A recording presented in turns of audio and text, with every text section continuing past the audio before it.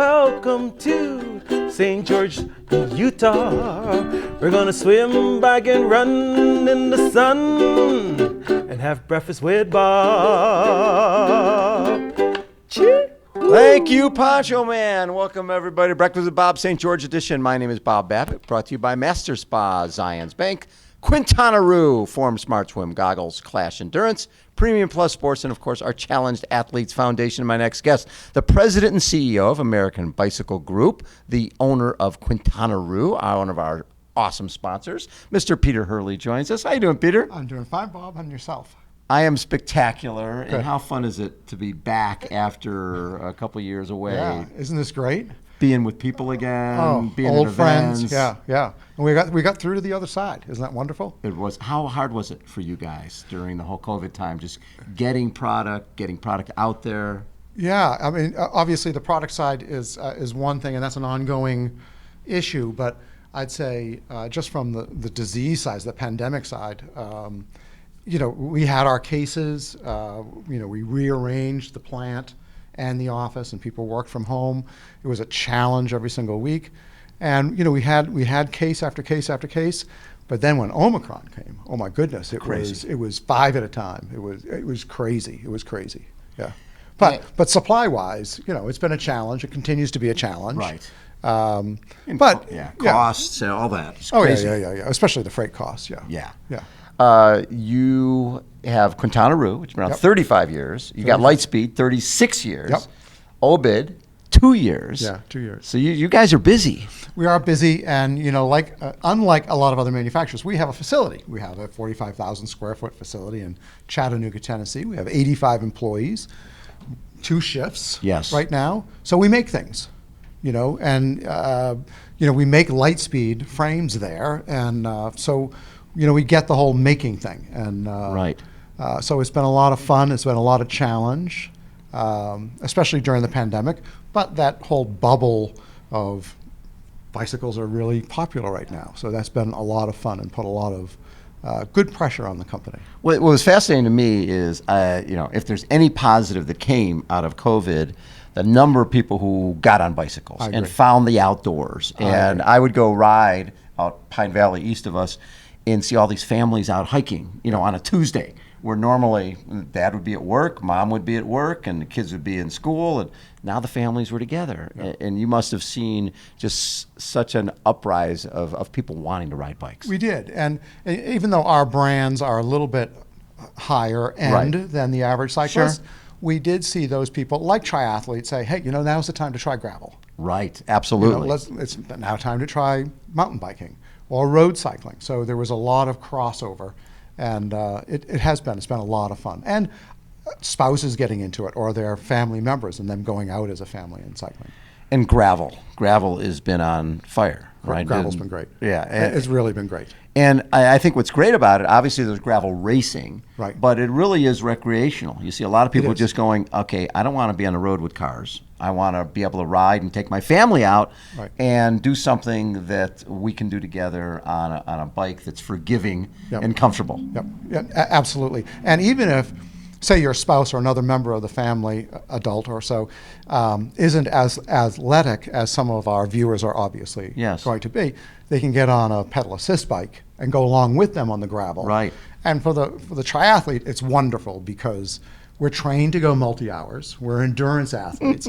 It's great to get out with some other cyclists and compete. And we're a little bit more vertical. We can see the environment around us. Right. We're not up all night long the evening before a race, So, and we get nutrition, So, we know we're in there for an hour or 2 or 3, and we know all about nutrition, and we do pretty well on gravel. It's nice. And you've got a new tri-bike that you guys launched. We do. Yeah.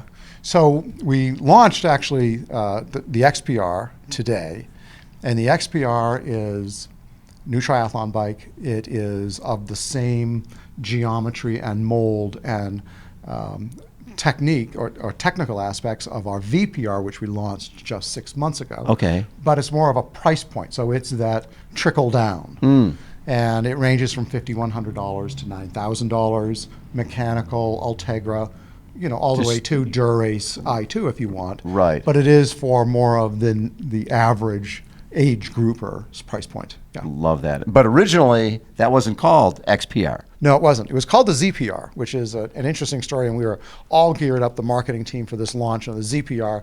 And the Ukrainian war started. And you see all these tanks and other armored equipment out of Russia with a big Z on them. And that just wasn't the right image. So Wasn't we had right optics. No, it was not. So we had to pull the plug. And luckily, we do our own paint. We do our own decaling. We do most of all of our marketing in-house as well. So we're able to pivot, and we came up with the XPR. I love it. Yeah. Take me back to when you first got involved with this craziness. That was 15 years ago. Okay. I know, and I was a new guy. And you look around, and it's 15 years. I'm now the longest serving CEO. I reminded Dan Enfield that the other day too. Yeah. Dan, you only did 12 years, buddy. I'm 15 now. 15 years. Yeah. And when were you brought in at the American Bicycle? No, so myself and a private equity group Yes. bought it over Okay. from JHK, which had picked up Lightspeed in Quintana Roo back Okay. in 2000. They had enough, by 2007. We picked it up. The recession hit in 2008. Yes. Myself and the private equity group didn't actually agree on which direction.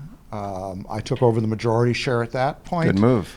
Well, But scary move. It was a really scary move. Yeah. But I was either going to lose all the money with the stock market going down, or I could put it in a bike company and lose money. So I decided to put it in a bike company and lose money. So is it the same idea of how do you make a small fortune? You start with a large fortune and then buy a bike company? Yeah, you're right. It was that way, and we kicked around that way, and we tried to exist in the same bike model, say, of feeding wholesalers or distributors, and then it growing down into the retail side, and it just didn't work for us. We were just getting edged out by the big boys. We all know the big boys. Yeah. And they've got a lot of real estate, and we just couldn't make things work. So we decided to go direct to consumer. Which was very novel at the time because It was. you felt like you couldn't buy a bike unless you went to a dealership. Right. Because you wouldn't get the maintenance, you wouldn't get the support you needed. Right. But more and more was going direct to consumer. Yes. And Canyon certainly is a success story yep. on direct to consumer. And Canyon, you may not know this, was the first international Quintana Roo distributor I had no idea. 30 years ago. Wow. Yeah, so there's a lot of synergy there. We competed against them in Germany. We looked at their model. It worked. We just needed to gear up and go there, and it took a couple of years. But we went. We've been very happy with that. It gets us to connect more with the individual. With your Consumer, customer, you right. want it rather than them going to the dealership. And dealerships are important. You need them for maintenance and parts, Right. etc. But you want to have a personal relationship with your consumer. You're right. So we do it, and we do, and we love that. But we do it a little bit differently. You go on our website, QuintanaRooTry.com, and there's a bike builder there, and you pick the color of the frame. Yeah. You pick the frame, whatever frame style Yes. you want, the color of the frame, the decal color, the saddle, the group set, Ultegra, Dura-Ace, Yes. 105. We're predominantly Shimano. The cockpit you pick the wheels, you pick whether you want decals on the wheels. You put a deposit down, Right. and they're not built ahead of time. So we have raw frames that alerts us all, and that's an order, and now it's a sprint to get that bike built, sanded down, assembled, painted, decaled, and then built to your own specification. And shipped to you. And shipped directly to them, either in a box or directly delivered by a van. Someone in a van delivers the bike, changes your pedals from your old bike, puts it on your new bike if you want. And we just offered a new service, which is Fit Ready. So you can give us your fit coordinates. Right. And we'll dial in that fit so that when it shows up to your door, It's ready to go. it should be technically. Close. I mean, yeah, that's right. You might want to smidge here on the saddle or the But you extensions could go or out something. and ride it right now. Absolutely, you can. Yeah. What have been the biggest changes in the industry for you? Oh, gosh, we've seen so many. The first change was color. The next change was aerodynamics. The change now is weight and aerodynamics. Yes. Currently, right now, over the last 2 years, has been supply management, logistics, without a doubt. Yeah, and obviously the biggest challenge is the whole shipping thing. Absolutely, it is. Yeah, it is. And now we're challenged more so on who we're getting some of our raw materials from. It's not the same as it was 5 years ago where people didn't ask. Now they're calling and saying, wait a minute, who are you getting materials from? Are you buying titanium from this country? There's Oh, more geopolitical interesting. reasons. Yes. That's behind all of this. Yeah, so you have to make sure that the Absolutely, we optics do. across the board. Yeah, and be socially accountable to certain Right. beliefs that Yes. we have here in the United States. Yeah, So the breakdown in terms of you got triathlon, you got gravel, you got mountain biking, and we've got road biking and road biking. I'm sorry. Yeah. What's the breakdown in terms of one over the other? Are they pretty well, similar? it depends. Right. So right now, since October 1st, and it's really great to hear. Since October 1st, here, the triathlon industry has been the predominant. That's Right, great so to hear. Quintana Roo has been just steady October 1st on. Right. So triathlon is back. It just is. In a big way. And all of the traffic that we're picking up on the website and everything else, it's just nice and it's solid and consistent. The gravel is still very strong, but it's not the predominant or the dominant one that it has been over the last few years. Oh, that's interesting. But it is still strong. Right. Yeah. Yeah. And you see a lot of crossover too, where your triathletes Yes, we do. are buying a gravel bike. Your gravel people, hopefully, at some point, will buy a road bike. Yep. And you walk into somebody's garage, they've got a gravel bike, a mountain bike, a road bike. And hopefully they're all Lightspeed, Obed, or Quintana Roo. Yeah, that's right. Now, tell me a little bit more about Obed. I don't know that brand. So Obed, we came out 2 years ago with, and it is a more, it's a more price point brand. Right. So if you look at Quintana Roo, it's triathlon only. If you look at Lightspeed, it's titanium only.